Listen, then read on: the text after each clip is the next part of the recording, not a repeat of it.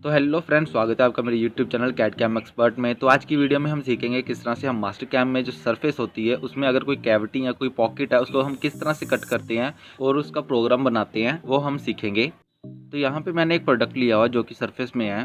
तो चलिए हम शुरू करते हैं। तो सबसे पहले मैं यहाँ पे रेफरेंस ऑन कर लेता हूँ। F9 बटन जो है मैं प्रेस कर लेता हूँ। F9 बटन प्रेस करने से मेरे रेफरेंस यहाँ पे ऑन हो जाएंगे।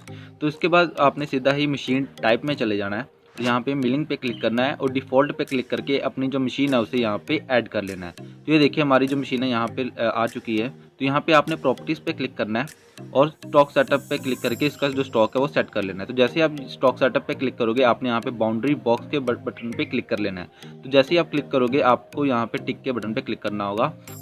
तो अगर आप अपने स्टॉक में मार्जिन ऐड करना चाहते हो तो आपने XYZ में उतनी वैल्यूज ऐड करके यहाँ पे टिक के बटन पे क्लिक कर लेना है। तो यहाँ पे मैंने सीधा ही टिक के बटन पे क्लिक कर लिया और यहाँ पे मेरा जो स्टॉक है वहाँ पे सेट हो चुका है। तो इसके बाद आपने यहाँ पे टूल पाथ में चले जाना है, सरफेस रफ पे चले जाना और यहाँ पे पैरेलल पे क्लिक कर लेना है। तो जैसे आप क्लिक करोगे आपने यहाँ पे सीधा ही टिक के बटन पे क्लिक कर लेना है। तो यहाँ पे आपको तीन ऑप्शंस मिलेंगी, बॉस, कैविटी और अनडिफाइंड। तो ये कैविटी का हम कर रहे हैं, तो यहाँ पे हमने कैविटी के ऑप्शन सेलेक्ट करके यहाँ पे टिक के बटन पे क्लिक कर लेना है। तो जैसे हम टिक पे बटन पे क्लिक करेंगे यहाँ पे आपने कोई भी एक नाम रख लेना है। नाम रखने के बाद सीधा ही आपने टिक के बटन पे क्लिक कर लेना है। तो जैसे आप टिक के बटन पे क्लिक करोगे आपसे वो ड्राइव सरफेस सेलेक्ट करने को कहेगा। तो चलिए मैं यहाँ पे ड्राइव सरफेस सेलेक्ट कर लेता हूँ। ड्राइव सरफेस वो सरफेस होती है जहाँ पे मेरा जो टूल है वो टच होगा। तो ये जो अंदर जो कैविटी है मेरा टूल सिर्फ अंदर कैविटी को ही टच करे। तो यहाँ पे जो मैंने ड्राइव सरफेस दी है वो कैविटी की ही दी है। यहाँ पे मैंने जैसे ही एंटर प्रेस किया यहाँ पे आपको ड्राइव सरफेसेस 5 शो हो रही होंगी जो हमने सेलेक्ट की थी। इसके बाद यहाँ पे चेक सरफेसेस आपने यहाँ पे सिलेक्ट कर लेना है।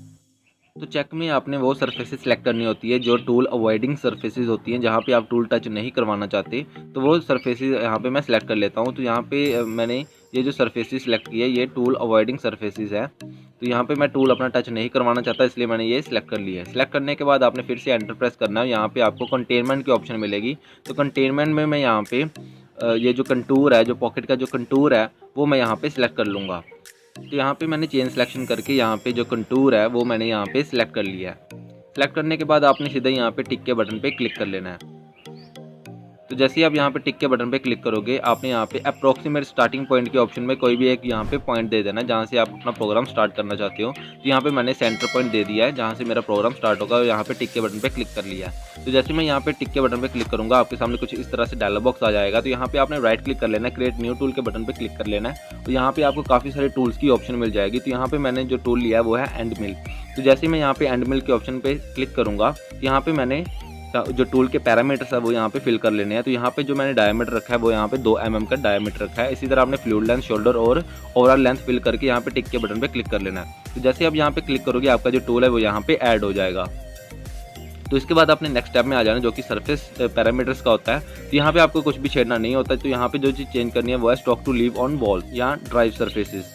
तो अगर आप अपने प्रोडक्ट में कुछ स्टॉक वहाँ पे छोड़ना चाहते हो ताकि बाद में आप फिनिशिंग कर सको तो आप यहाँ पे उतनी वैल्यू यहाँ पे फिल कर सकते हो जितना स्टॉक आप छोड़ना चाहते हो।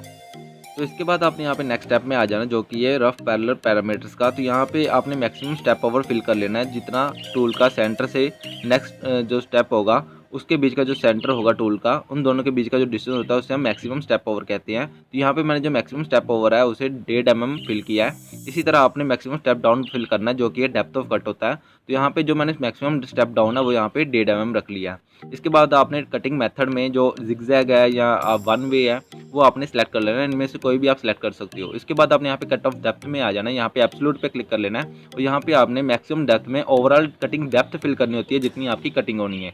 तो यहाँ पे जितनी हमारी कटिंग होनी है वो है 20 mm। तो यहाँ पे मैं जो मैक्सिमम डेप्थ है उसमें -20 mm फिल कर लूँगा। यहाँ पे वैल्यू फिल करने के बाद आपने सीधा यहाँ पे टिक के बटन पे क्लिक कर लेना और यहाँ पे टिक के बटन पे जैसे ही आप क्लिक करोगे आपका जो टूल पाथ है वो यहाँ पे जनरेट होना शुरू हो जाएगा। तो ये देखिए हमारा जो टूल पाथ है यहाँ पे जनरेट हो चुका है। तो इसके बाद आपने यहाँ पे वेरीफाई सिलेक्टेड ऑपरेशन वाले बटन पे क्लिक कर लेना ताकि हम अपने टूल पाथ को वेरीफाई कर सकें। तो यहाँ पे जैसे मैंने क्लिक किया है आपके सामने कुछ इस तरह से डायलॉग बॉक्स आ जाएगा। तो यहाँ पे आपको प्ले के बटन की ऑप्शन मिल जाएगी। आपने यहाँ पे सीधा ही क्लिक कर लेना है। तो जैसे आप यहाँ पे क्लिक करोगे आपका जो टूल है वो रन होना शुरू हो जाएगा। तो ये देखिए अभी जो कटिंग हो रही है ये काफ़ी रफ कटिंग हो रही है। तो आपको अंदर लाइंस वगैरह भी शो हो रही होंगी पॉकेट के।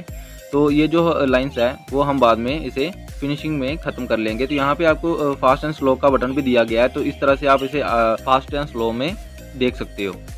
तो ये देखिए हमारी जो कटिंग है यहाँ पे कंप्लीट हो चुकी है। तो इसके बाद आपने सीधा यहाँ पे टिक के बटन पे क्लिक करके कमांड से बाहर आ जाना है। तो यहाँ पे आपने अब फिनिशिंग ऑपरेशन अप्लाई करना है। तो इसके लिए आपने टूल पाथ में चले जाना है। यहाँ पे सरफेस फिनिश की आपको ऑप्शन मिलेगी, यहाँ पे आपने पैरेलल पे क्लिक कर लेना है। यहाँ पे सीधा ही आपने टिक के बटन पे क्लिक कर लेना है। तो जैसे ही आप यहाँ पे क्लिक करोगे आपसे वो ड्राइव सरफेस सेलेक्ट करने को कहेगा। तो इसके लिए आपको यहाँ पे टूल पाथ जो है यहाँ पे टॉगल वाली ऑप्शन पे क्लिक करके ऑफ कर लेने हैं।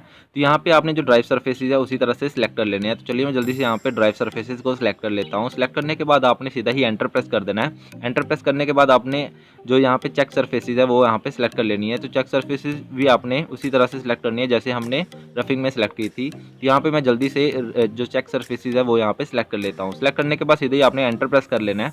एंटर प्रेस करने के बाद आपने कंटेनमेंट में वही कंटूर दे देना पॉकेट का जो हमने लास्ट टाइम दिया था। तो ये सारे प्रोसेस यहाँ पे रिपीट है।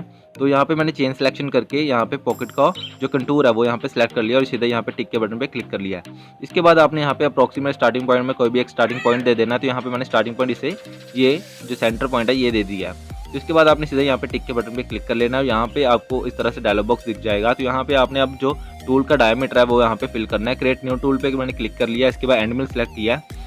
तो यहाँ पे आपने टूल के पैरामीटर्स फिल कर लेने हैं। तो यहाँ पे मैंने टूल का जो डायमीटर है वो यहाँ पे 1 mm रखा है और यहाँ पे वैल्यूज फिल करने के बाद यहाँ पे आपने सीधा ही टिक के बटन पे क्लिक कर लेना है। तो आपका जो टूल है वहाँ यहाँ पे ऐड हो जाएगा। इसके बाद आपने यहाँ पे सरफेस पैरामीटर में आ जाना है। तो यहाँ पे जो स्टेप है ये स्किप हो जाएगा। तो यहाँ पे आपने सीधा ही फिनिशिंग पैरेलल पैरामीटर्स में आ जाना है। यहाँ पे स्टेप ओवर की वैल्यू यहाँ पे फिल कर लेनी है। तो यहाँ पे जो मैंने फिनिशिंग जो मैक्सिमम स्टेप ओवर की वैल्यू फिल किया है वो है 0.25 mm। तो यहाँ पे आपने जिगजैग और 1 वे में कोई भी कटिंग मेथड चूज़ कर लेना है और इसके बाद सीधा ही आपने यहाँ पे टिक के बटन पे क्लिक कर लेना है। तो आपका जो टूल पाथ है यहाँ पे जनरेट हो चुका है। तो इसके बाद आपने यहाँ पे टूल पाथ ग्रुप 1 पे क्लिक कर लेना है और दोनों टूल पाथ सेलेक्ट कर लेने हैं। सेलेक्ट करने के बाद आपने यहाँ पे टॉगल की ऑप्शन पे ऑन करके यहाँ पे जो आपका टूल पाथ है वो यहाँ पे शो हो जाएगा।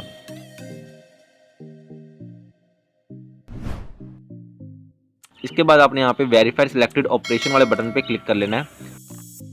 तो जैसे ही आप यहाँ पे क्लिक करोगे आपके सामने कुछ इस तरह से डायलॉग बॉक्स आ जाएगा। तो आपने यहाँ पे प्ले के बटन पे क्लिक कर लेना है। तो जैसे आप क्लिक करोगे आपका जो टूल है वो रन होना शुरू हो जाएगा।